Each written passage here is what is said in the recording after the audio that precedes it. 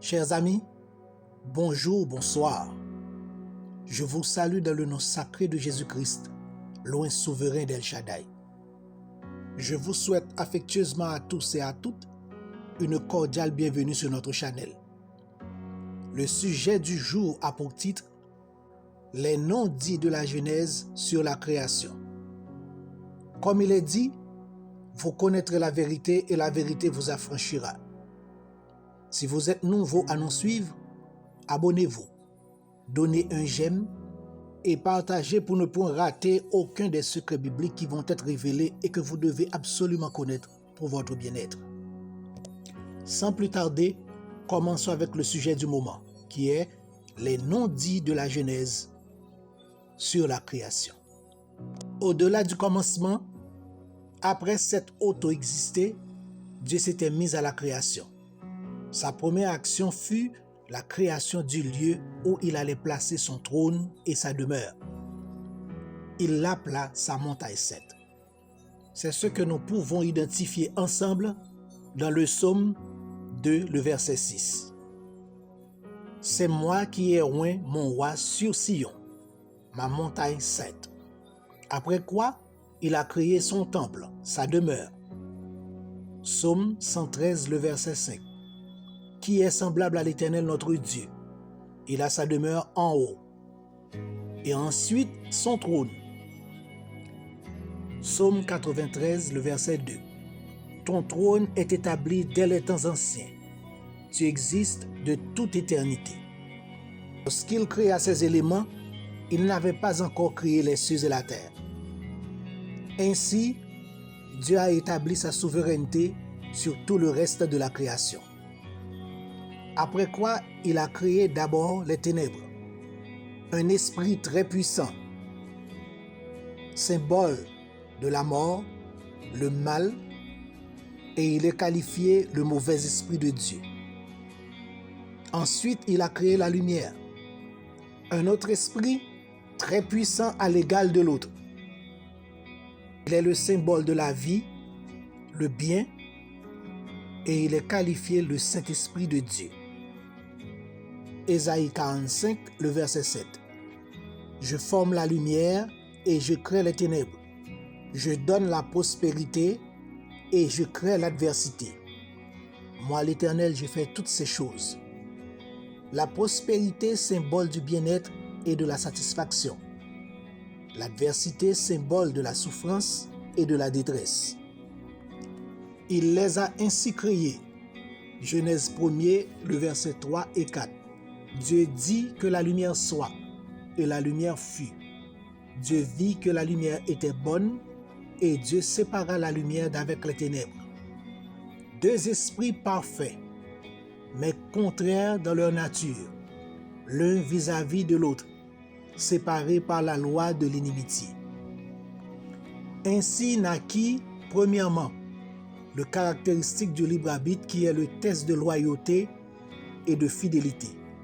Deuxièmement, le concept du bien et du mal, c'est l'une des raisons qui explique la légitimité de l'arbre de la connaissance du bien et du mal, ainsi que l'arbre de la vie dans le jardin d'Éden.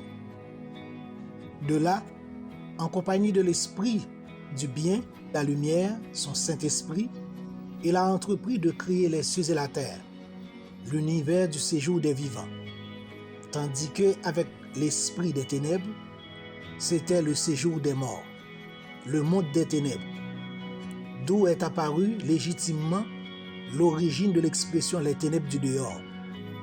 Ce n'est qu'après ces créations, il va entreprendre de créer les cieux et la terre. Bien entendu, sa gloire était déjà élevée au-dessus du commencement. C'est ce que nous trouvons dans Psaume 113, le verset 4 à 6. L'Éternel est élevé au-dessus de toutes les nations, sa gloire est au-dessus des cieux. Dans le verset 6, il est dit, « Il abaisse les regards sur les cieux et sur la terre. » De là, bien entendu, nous sommes arrivés au commencement. Genèse 1er, le verset 1er. Au commencement, Dieu créa les cieux et la terre. À ce moment-là, lorsqu'il créa les cieux et la terre, l'univers des êtres vivants, qui était avec lui. Proverbe 8, le verset 27. Lorsqu'il disposa les cieux, j'étais là. Lorsqu'il traça un cercle sur la surface de l'abîme. Après les avoir créés, de concert avec la lumière, il va créer la vie par la parole, en disant, faisant un être semblable à nous. Jean 14, le verset 15. Jésus lui dit, je suis le chemin, la vérité et la vie. Nul ne vient au Père que par moi.